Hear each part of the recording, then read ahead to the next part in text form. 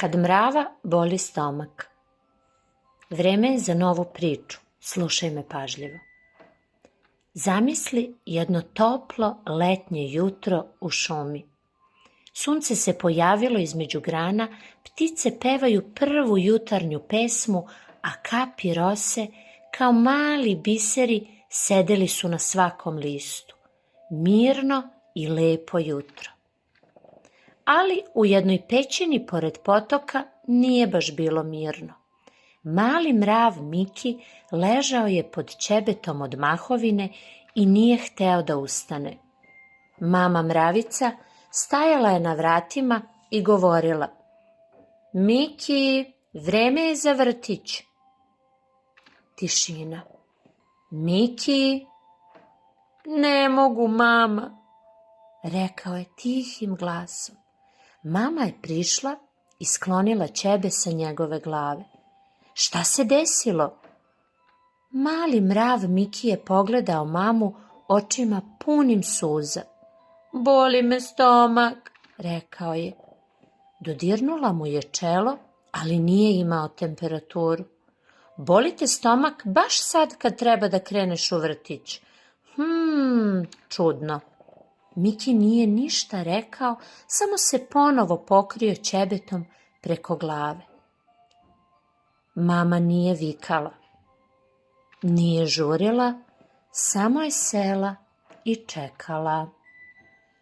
I posle dugog ćutanja ispod ćebeta začuo se glas.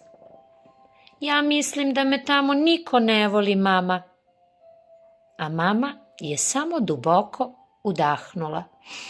Aha, rekla je, dakle to je stomak.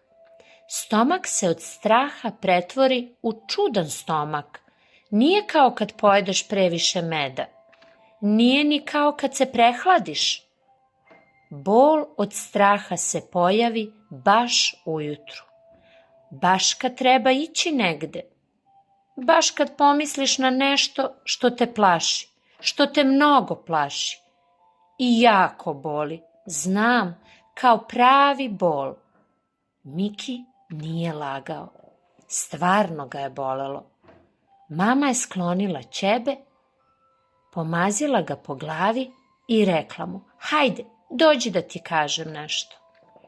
Kada sam ja bila mala mravica i išla u vrtić prvi put, i mene je boleo stomak. Tebe? Upitao je Miki. Da, i mene, svako jutro prve nedelje. I šta si uradila, mama? Išla sam i svaki put kad bih ušla unutra i videla prijatelje, stomak bi prestao da boli. Nije odmah, ali je prestao. Miki je dugo razmišljao. A šta ako ne nađem prijatelje u vrtiću, mama? Prijatelji se ne nalaze prvog dana, objasnila mu je mama. Ni drugog, ni trećeg možda. Za to je potrebno vreme. Ali se nađu, uvek se nađu. U šumskom vrtiću vaspitačica sova već je čekala ispred velikog hrasta svoju decu. Kada je Miki stigao, držao je mamu čvrsto za ruku. Mali jež stigao je prvi. Bio je sam. Gledao je u zemlju i kopao nogom po travi. Ko je to? Pitao je Miki svoju mamu. Ne znam, pitaj ga. Ne mogu, mama. Možeš, samo mu kaži zdravo. Miki je skupljao hrabrost, stomak ga je boleo, ali je ipak napravio jedan korak, prišao i rekao: zdravo. Ježić je podigao glavu i uzvratio: zdravo. Mene boli stomak od kako sam se probudio. I mene, odgovori ježić. Zamisli, i juče, i mene isto, ponovi ježić. Pogledali su se, nasmejali onim osmehom kao kad shvatiš da nisi jedini. Zajedno su toga dana gradili kule, trčali oko velikog hrasta, jeli svoju užinu i čak podelili jabuku.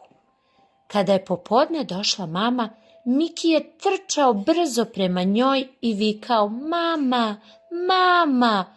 Mama se osmehnula, bila je presrećna. "Kako ti je stomak sad?" pitala ga je. Mali Miki je stao na trenutak, razmislio i rekao: "Prošlo je, nisam ni primetio kad." I zajedno su krenuli kući. Te noći Miki je ležao i gledao u plafon. "Mama, šta ako me i sutra bude boleo stomak?" brinuo se mali Miki. Mama je ugasila svetlo i pokrila ga ćebetom od mahovine. "Proći će, uvek prođe, ne brini i veruj mi." Miki je polako zatvorio oči i zaspao je pre nego što je stigao da se uplaši od sutra. Sada i ti zatvori oči. Znaj da i druga deca osjećaju isto kada se uplaše. Laku noć.